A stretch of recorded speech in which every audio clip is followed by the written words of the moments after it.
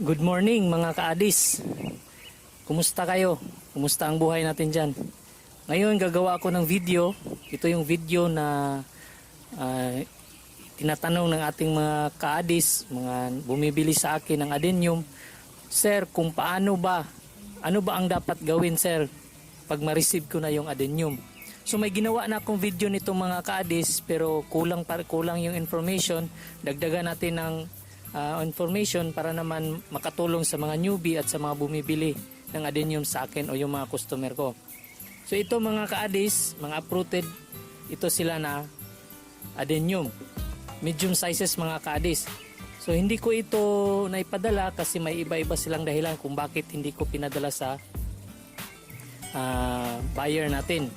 So bago ang lahat mga kaadis, sa mga hindi pa nakasubscribe, subscribe naman kayo sa channel natin. Para naman kahit kunting tulong lang yan mga kaadis, masaya na ako niyan. Para naman din updated kayo sa mga bagong video natin, pakihit na din yung notification bell. So ito ang pot na gagamitin natin mga kaadis, at least 6x6 inches diameter at saka may butas sa ilalim. Ayan, malaking butas mga kaadis. Yan ang pinaka-importante lalo na sa bago pang tanim na adenium. Dapat well drain yung butas ng ating mga pot mga kaadis. Hindi natin pwede ipa-stack o pa-stay yung water na dinidilig natin. Okay, ang medium na gagamitin natin mga kaadis ay pinaghalo ng ipa, decomposed na ito na rice hull mga kaadis. Meron din itong carbonized rice hull o sunog na ipa. Tapos may durog na decomposed goat manure mga kaadis. At saka last yung sandy soil. Kinuha ko ito sa tabi ng ilog mga kaadis. Maganda ito kasi may halo itong silt. Yang silt mga kaadis, maganda yan para sa halaman natin.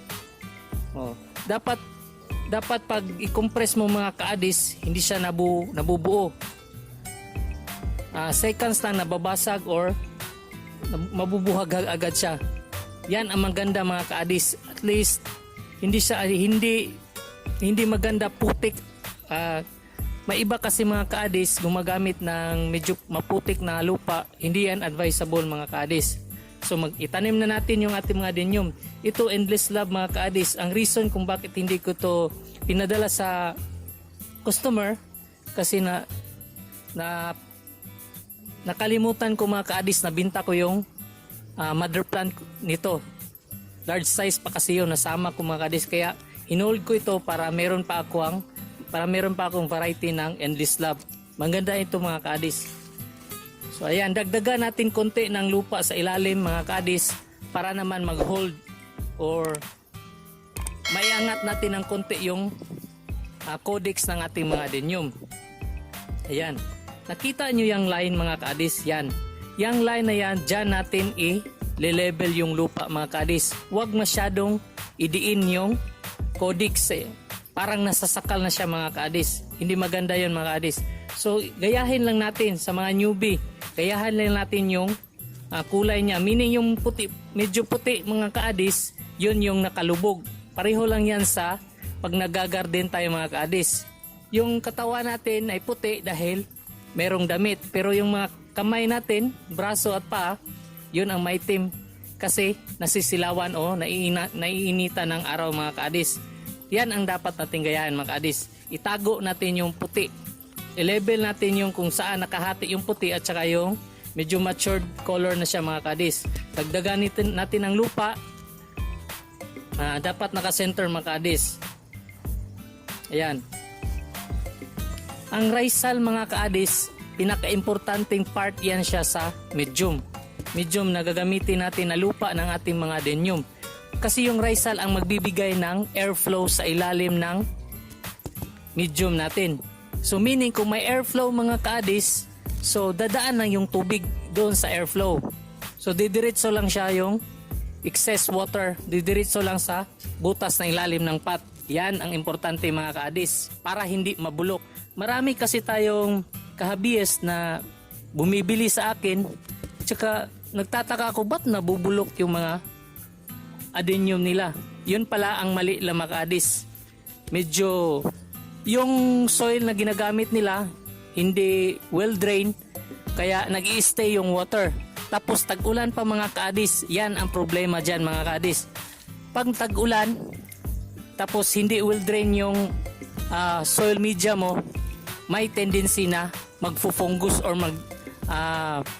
malalanta yung codex niya mga ka-addis. No? Kaya ang tamang gawin mga ka-addis, isipin talaga natin na kailangan ng adenium ng water, pero kailangan din nila ng hindi sila na-overwater mga ka-addis. So ganun lang mga ka-addis. Sa mga bago pang naka-order o bagong naka-receive ng adenium, so importante dyan, lagyan nyo ng detain or ibabad nyo sa detain mga ka-addis yung codex nila at ugat. So pagkatapos air dry nyo. So ayan, ipag-replant nyo ng mga ka-addis, ilagay nyo lang sa area na hindi sila nauulanan at natatamaan sila ng at least 7 to 10 AM na araw mga ka-addis. No? So ganyan lang mga ka-addis. At least 3 to 5 days, wag mo muna silang i-direct sunlight. Antayin nyo may sumibol konti na dahon. Meaning pag meron ng dahon na sumibol mga ka-addis, pwede na yan sila i-direct sunlight as long matigas na yung codex niya mga ka-addis. So ayan, itong pangalawang adenium mga ka-addis is Sun of Moon. Sun of Moon mga ka-addis is parang yellow ito. Lalagay ko yung picture mga ka-addis para maganda. Yan ang dahilan kung bakit hindi ko pinadala, kasi nabulok yung dulo ng ugat.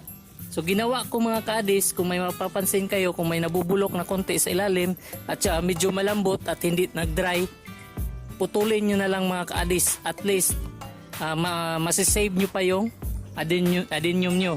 Pag putol nyo, air dry nyo, pag medyo dry na, lagyan nyo ng fungicide. Ayan, air dry nyo na lang hanggang sa mag-dry up na siya mga ka-addis. Ito mga grafted adenium na hindi ko pinadala mga ka-addis, nakalimutan ko. 6 weeks ito sa newspaper. Ang ginawa ko lang nito is binalot ko ng newspaper mga ka-addis. Pinaka-importanting bagay din yan mga ka-addis. Kung hindi nyo pa